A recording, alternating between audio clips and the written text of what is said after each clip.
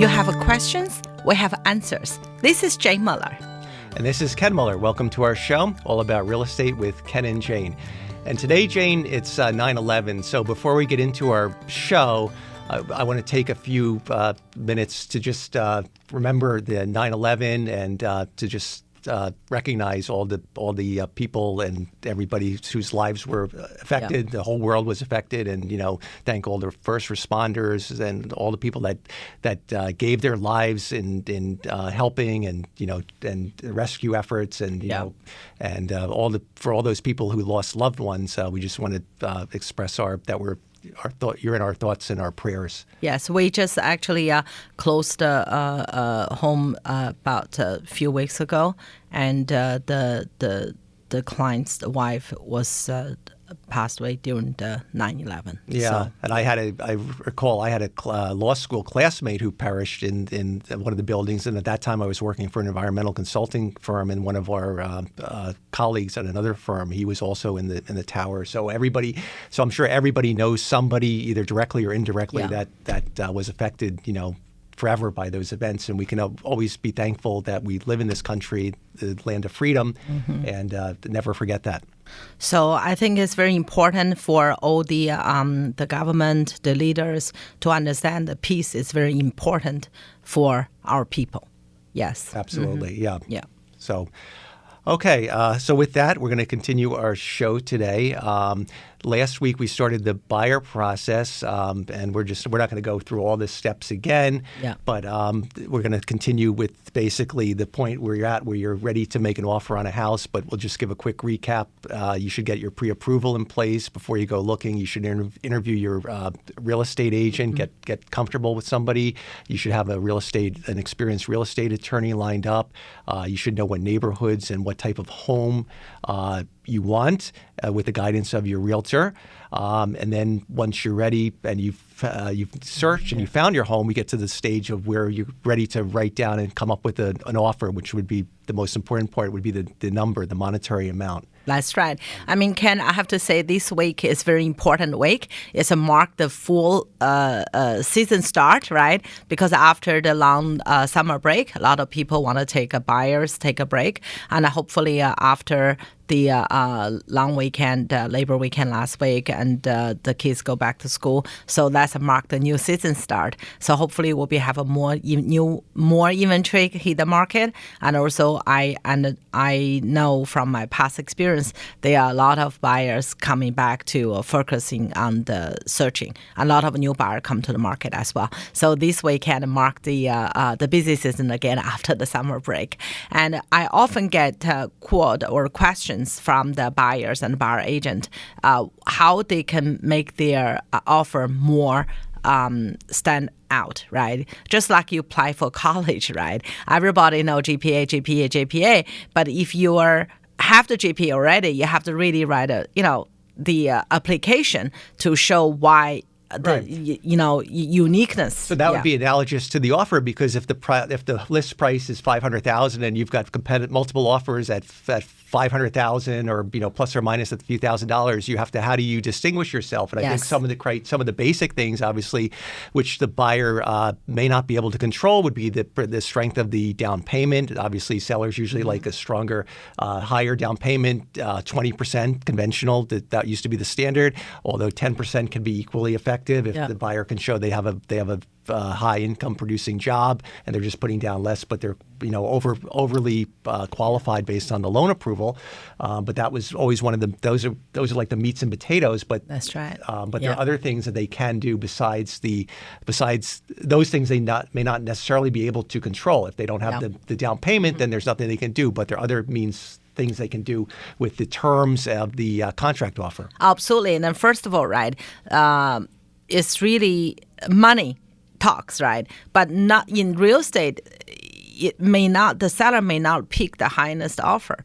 Why? Because there's other term as well. Because during this high competitive market, it seems to us, right, the standard like a uniform type of offer is the buyer waive the appraisal contingency, right? Or the buyer buy at his condition.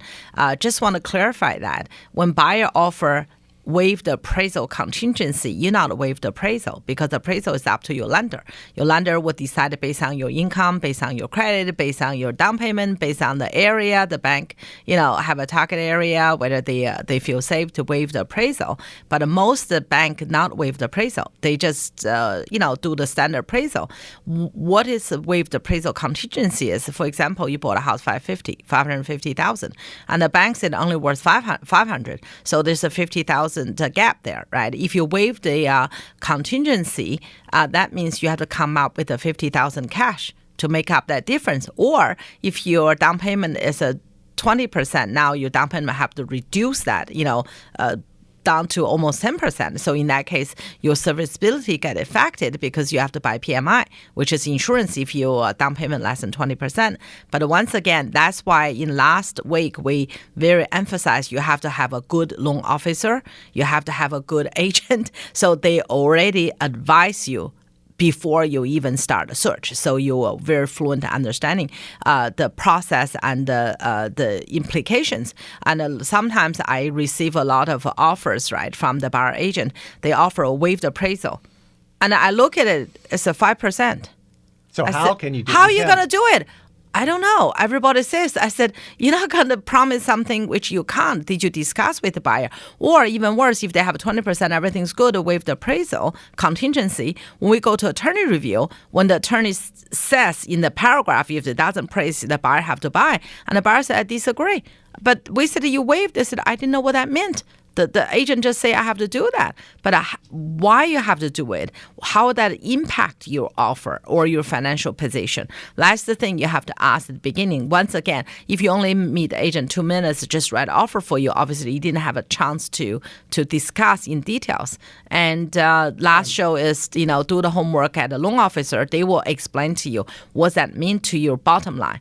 And then, the lawyer and the agent would advise you what that going to impact on the legal implication. Let's also talk about in the offer process, in formulating the offer, things you have to consider about the home, about doing your homework about the house, which means obviously doing your visual survey of the house, studying the seller disclosure, so you're aware. So the buyer needs to be aware of the age of the roof, age of the HVAC systems, and the HVAC, the heating, ventilating, and air conditioning system is very important because oftentimes it could be 20, 25 years plus old. So it's going to come up in the home inspection typically that the HVAC could be working, but the home inspector will make a note that it's working, but it's nearing the end of its useful life, or it's beyond its useful life, and that becomes a source of tension. So the offer the things that the buyer knows about, a good way to approach an offer is for the buyer agent and the buyer to have an understanding that their offer is based on knowing whatever is either visually apparent or disclosed by the seller disclosure, so they don't become issues. Certainly if the HVAC is not working. However, if you come in with the attitude you're going to make an offer and then you're going to get the price reduced because you know the HVAC is old, so you're just going to ask for 10 or 20,000, but you're going to wait for the home inspection, that's going to cause a source of conflict, and it could cause a deal to go south because the seller is telling you in the seller disclosure, in this example, the HVAC is 20 years old, but it's working. And if the home inspection report reveals it's working, then you really, I think you really should not have that have a basis to ask for a replacement. Your offer should be formulated or calculated based on knowing that information. Well, you can ask, but you're not going to get it. You waste your time, energy, and everything. And another big item, Ken, is like the windows, for example, seals, and the doors. Like I had one experience, the sliding door to the patio. They because it's old, like 30, 40 years old, so they lose the seal, lose a little bit effective. You can say very foggy, and that's a structure. You can say structure, but the seller said you don't need a home inspector, you don't engineer tell you, you can see with your eyes. So after the home inspection and the seller refused to address it because that's apparent, you can see it, right? I have another time is like the kitchen. They have a very large kitchen, and I think the seller, I don't know, maybe they dropped a can of food or something and broke one tile. But unfortunately, there was the house is like 20 plus years ago, so they can't match the same tile. You can see the crack one or two tiles got cracked, right? So after home inspection, the buyer wants the seller to replace the whole kitchen floor because you can't match it. But once again, seller said that's cosmetic. Right? Yeah, that's cosmetic. And so once again, when you go see the home, and you should pay attention on the seller disclosure, the roof age. The roof normally 20 to 30 years, that your inspector will point out.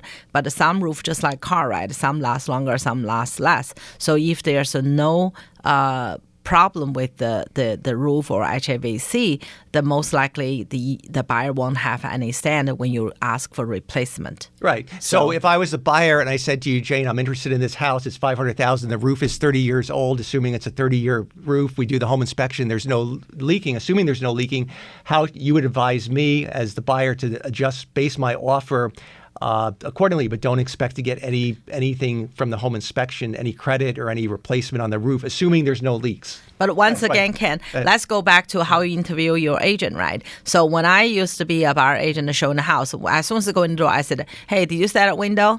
Why? I said, well, you can ask, but they may not give you because they say you can see it. You see that sliding door is going to cost you $1,500 to $3,000 for replacement.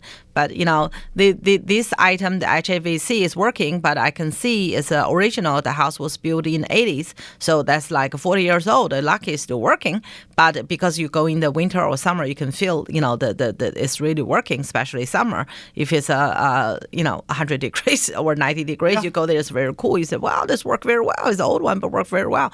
But you have the budget for, 10 to 12,000 or 15,000, So you just have to, as an agent, right, once again, let's go back to the beginning.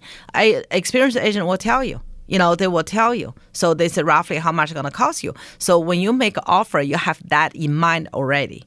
Whether this house, sometimes we come across with a lot of homes, they don't have the most updated kitchen, that they don't have really the appeal to the young professional buyers, like a beautiful kitchen, beautiful bathroom. But you can see the roof is 5 years young, they just replaced it, all the windows replaced it, and the HVAC, they have a structural sound home. They may not be a crowd pleaser, but that's really good quality homes. So you have to really, take that consideration before you make an offer. Right, and we're going to talk about the septic also and other things to consider after this break. We'll be right back after this short break. Okay, welcome back.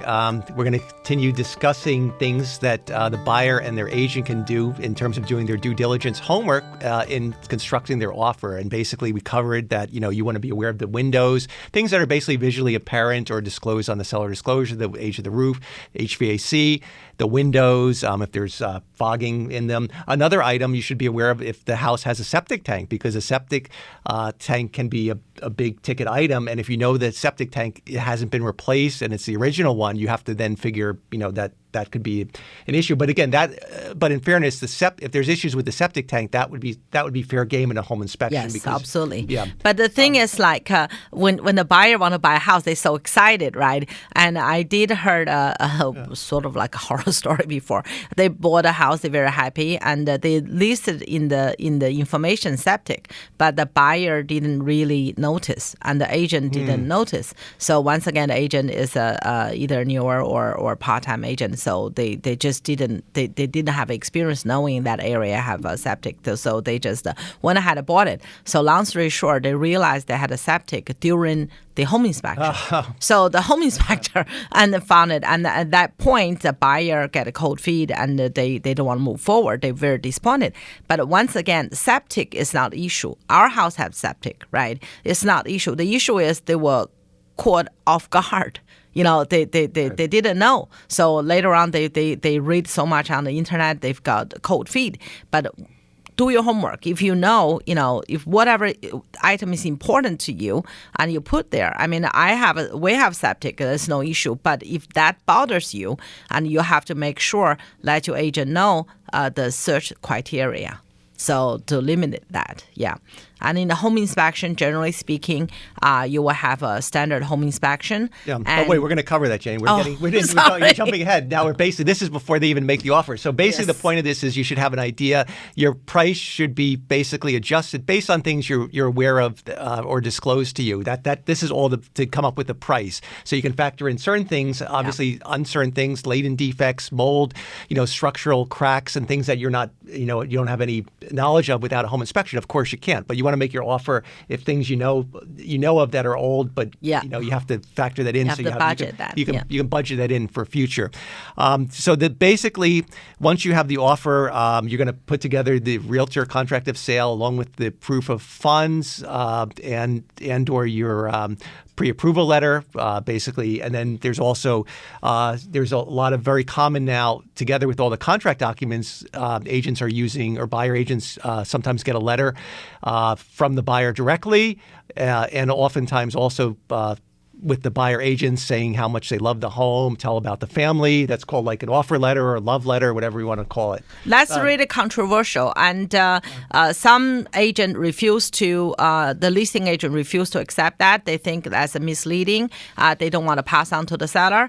But on the other hand, I feel, as a buyer or buyer agent, I believe it's your right to do, write a letter, but whether the seller agent will pass it on or not is their issue. But I would think it's helpful for you to put together some information about yourself and your family. So when the seller read your offer, they get to know you.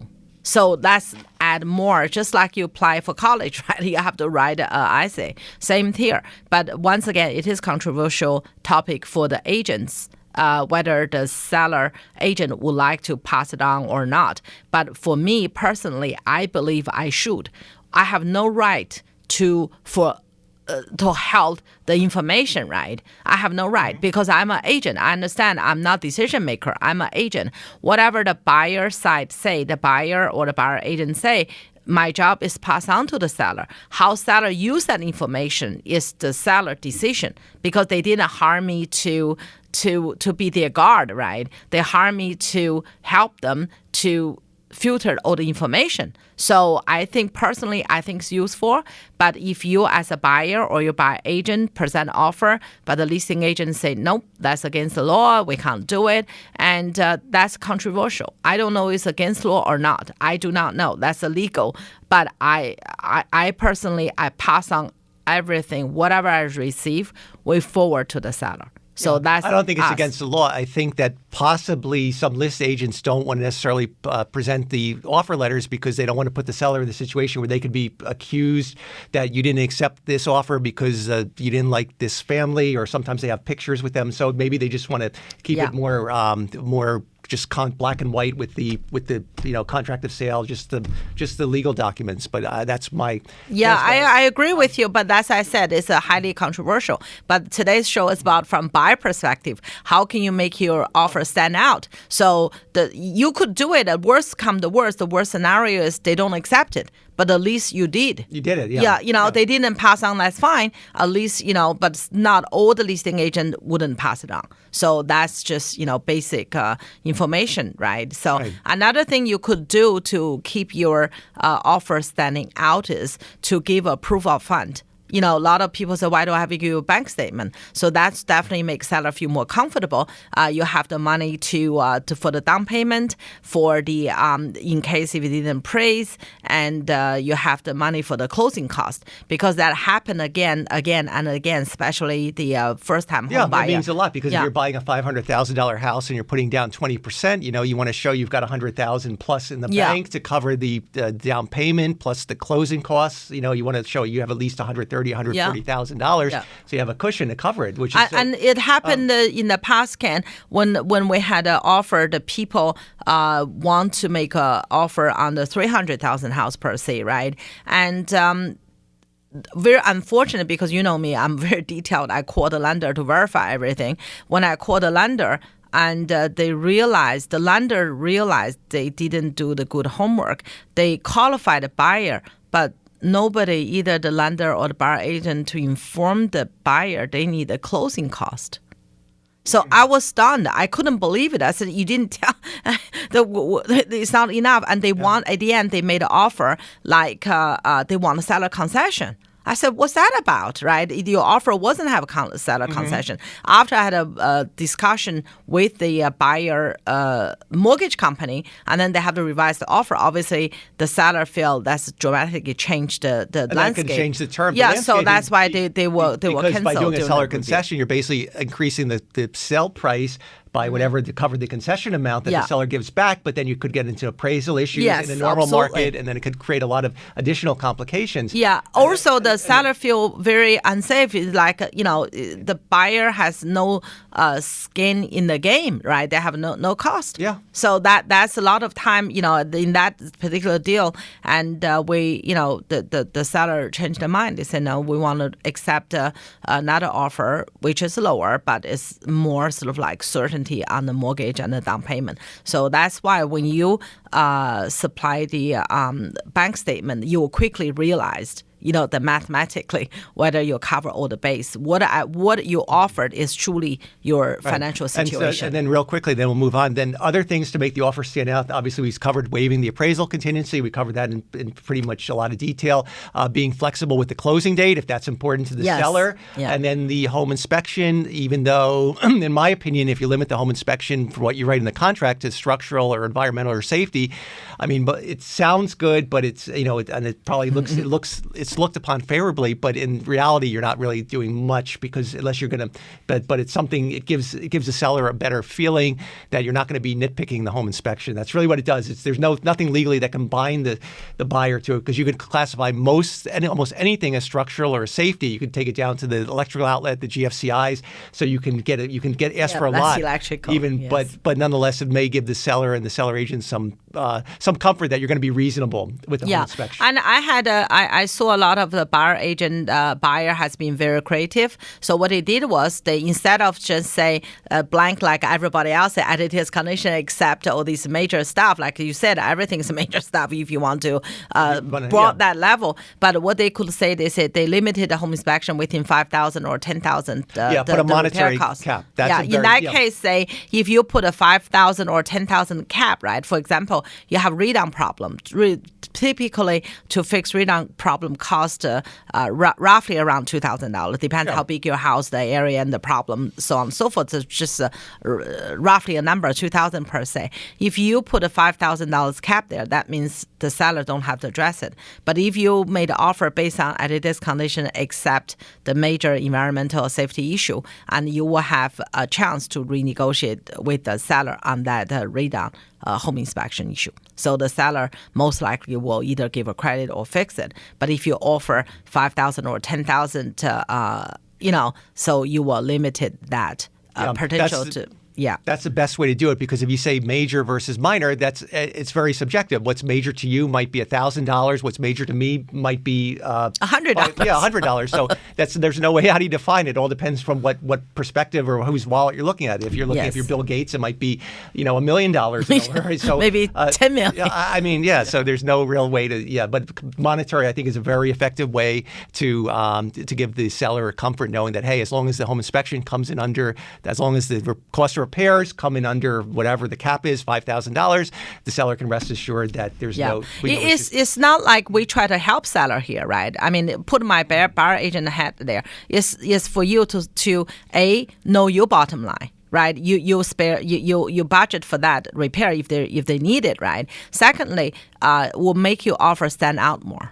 Okay, great. So we're out of time, and on this, I just want to say on this 9/11 Sunday, our hearts and prayers and memories go out to all the victims and all the first responders and everybody who's affected. We'll be thinking about you for the in our thoughts and prayers. Yes, because the first responders, the police, and the medical, and because of your sacrifice, we can enjoy our family and the freedom. And yes, you're definitely in our prayers. Thank you. God bless America. Thank you.